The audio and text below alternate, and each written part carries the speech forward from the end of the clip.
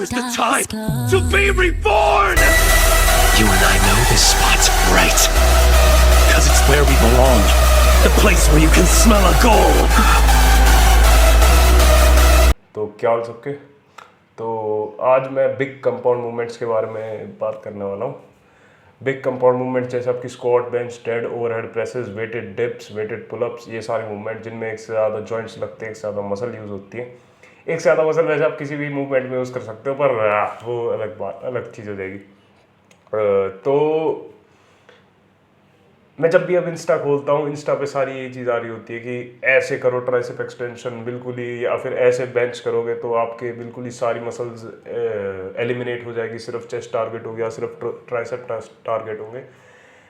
मेरे को लगता है ये जो कंपाउंड मूवमेंट्स की ब्यूटी है उससे थोड़ा हमें दूर ले जाने की कोशिश कर रहे हैं, क्योंकि ऊपर से ये भी कहते हैं वॉल्यूम ट्रेन करो, ज़्यादा रेप्स, ये सब, ये जो कम रेप्स होते हैं, सबसे पहली बात तो कम reps are more suitable for muscle building as well as strength building. क्योंकि अब जैसे रिसर्च आ चुकी है साइंटिफिक लिटरेचर में भी कि मसल वियर एंड टीयर से नहीं वो होती, ग्रो करती, मसल ग्रो करती है मैकेनिकल टेंशन से। और आप जितने रेप कम रखोगे, मतलब इन थ्योरी अगर आप 3-3 रैप 4-4 रैप में अपने मसल को अच्छा खासा मैकेनिकल टेंशन दे सकते हो, अगर आप फेलियर के ज़्यादा पास जा सकते हो, तो वो ज़्यादा सूटेबल है स्ट्रेंथ बिल्डिंग के लिए भी और हाइपरट्रॉफी के लिए भी, मसल बिल्ड करने के लिए।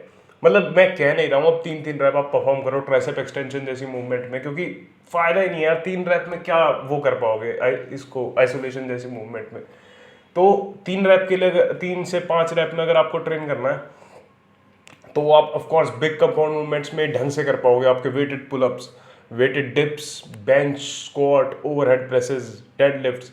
और अगर एक बार को मान भी ले चलो कि ये जो कम रैप वाली रेंज होती है, जो बिग कंपाउंड मूवमेंट्स होती है, सिर्फ स्ट्रेंथ के लिए ही अच्छी है, हाइपरट्रॉफी के लिए अच्छी नहीं है, तो ऐसा हो ही नहीं सकता। क्योंकि सीन क्या होता है ना कि आपकी स्ट्रेंथ और हाइपरट्रॉफी डायरेक्टली प्रोपोर्शनेट है। मतलब एक तरह से अगर आपकी स्ट्रेंथ बढ़ रही है तो आपका साइज बढ़ेगा ही। ये मतलब आप मेरे को कोई ऐसा बिग बॉडी बिल्डर नहीं दिखा सकते जो ढंग का, जिस पे मसल मास हो और उसकी बेंच बहुत ज़्यादा ना हो। हाँ, वो बेंच ट्रेन ना करता हो वो अलग चीज़ है, पर अगर आप उसे तब भी बेंच पे बिठाओगे कि जब भी कि वो बेंच ट्रेन भी नहीं करता होगा, तो उसकी बेंच 99% लोगों से ज़्यादा ही होगी। एंड और same goes for power lifting. अगर आप किसी ढंग के पावर लिफ्टर को दिखाओ मुझे जिसकी बेंच 150 या 200 के आसपास हो और उसकी चेस्ट स्मॉल हो ही नहीं सकता, है ही नहीं।